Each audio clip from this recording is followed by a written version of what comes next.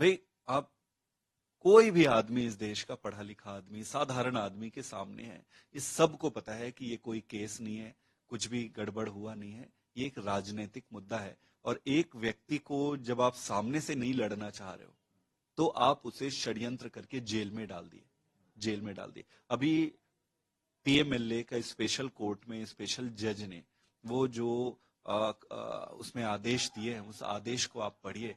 उस आदेश में लिखा है कि एक चवन्नी की कोई गड़बड़ी नहीं हुई है, सारा कुछ फर्जी है, कोई केस नहीं है। और उनको उन्होंने बेल दी थी। उसके बाद सुप्रीम कोर्ट में गए, सुप्रीम कोर्ट में ये प्रूव नहीं कर पाए कि कुछ भी गड़बड़ हुआ है, वहां पर भी उनको बेल दे दिए। कहने का मतलब ये है कि ये कोई केस ही नहीं है, राजनीतिक केस है एक हरियाणा के आदमी को।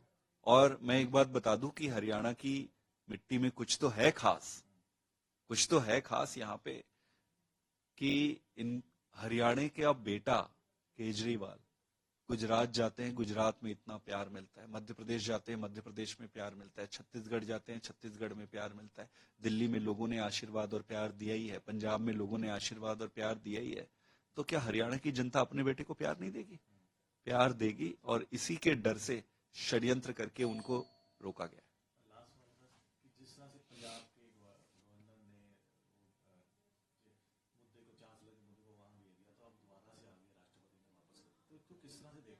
ये गंदी राजनीति है, गंदी राजनीति है। देखो, फेडरल स्ट्रक्चर का मतलब क्या होता है? कोऑपरेटिव फेडरलिज्म का मतलब यह है कि संघ, जब आप सभी राज्यों को एक साथ आप बनाते हो, उसमें सभी राज्य की अपनी जो उनकी आइडेंटिटी है, उनके कल्चर है, उनको प्रोटेक्ट करते हुए, सभी राज्य के नेताओं और उनके अधिकारों की रक्षा करते हुए पूरे एक संघ को आगे बढ़ाना होता है।